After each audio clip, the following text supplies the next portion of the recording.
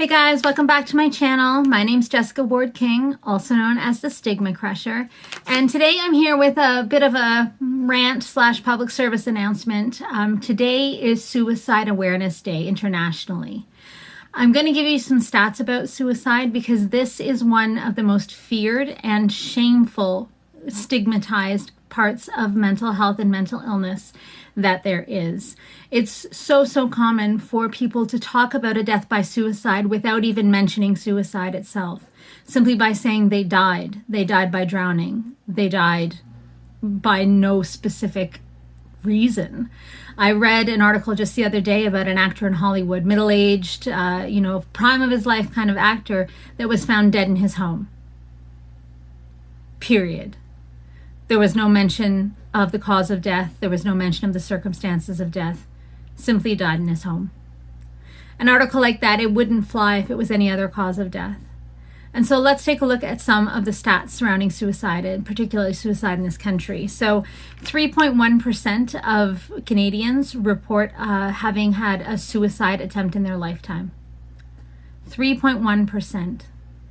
We know that 1 in 10 deaths are due to suicide, and that number is much higher among young people, where it's one of the leading causes of death.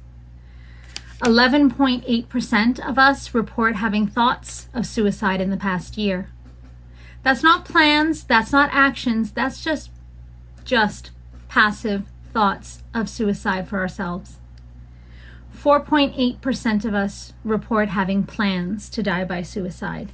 We know that males die by suicide far more often than females, but that females attempt and plan suicide more often than males.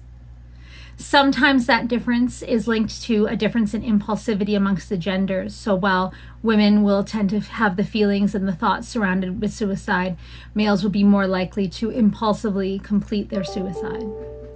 But either way, males and females are struggling or suffering with thoughts of suicide and plans and ideations about suicide because it is so heavily stigmatized. It is almost impossible to think of just talking on, let's say, Facebook or Instagram or TikTok or here on YouTube about one's own thoughts of suicide.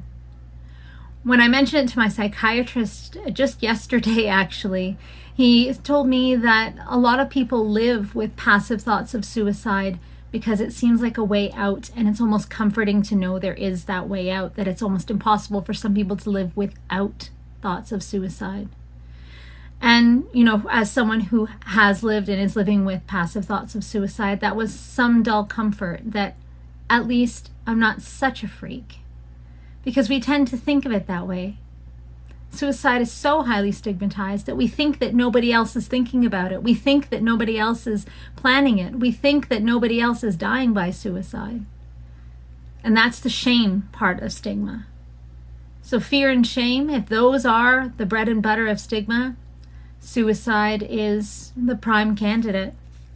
For every death by suicide, there are at least 20 to 25 attempts to die by suicide. Our language around suicide needs to change too. We talk about committing suicide in the same way that we talk about committing an atrocity or committing a crime or committing a hate crime or, heck, committing persecutions on other people. People who commit things are generally horrible. We don't commit suicide. We die by suicide. That's the language that we need to be talking about. Suicide attempts that are unsuccessful. Does that strike anybody as odd? If you attempt suicide, but you do not die by suicide, does that mean that you had a lack of success? That's not the language we want to be talking about either. Even the language around completed or uncompleted suicides is incomplete, and I feel like the winds are changing.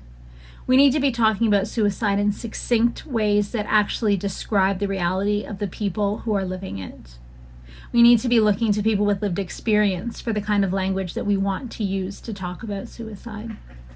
There's such a long way to go, but the very fact that we have the International Day for commemoration of suicide is a big thing.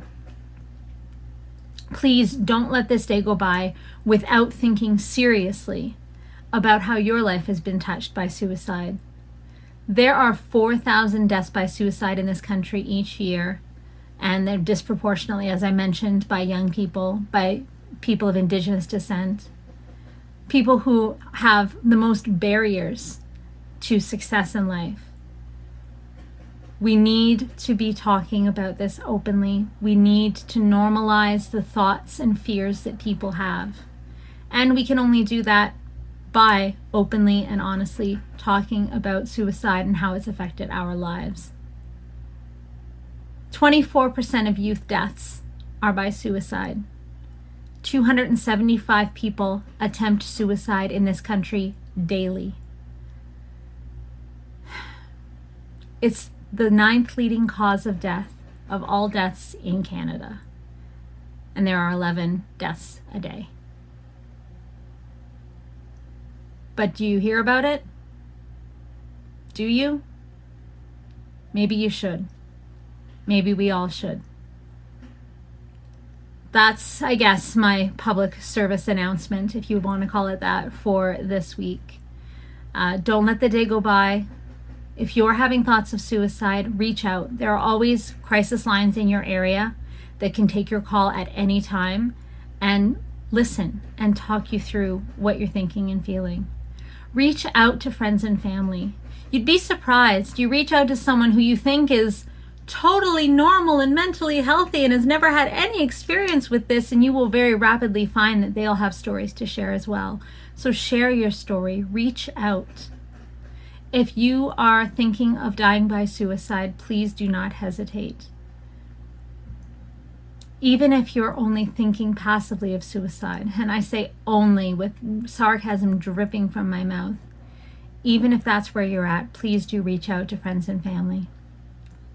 Don't wait. If you're not feeling like you're well equipped to have this conversation with a loved one, there is training available. In Canada, ASSIST training, which is suicide intervention training, is available to individuals as well as to workplaces and local youth and community groups.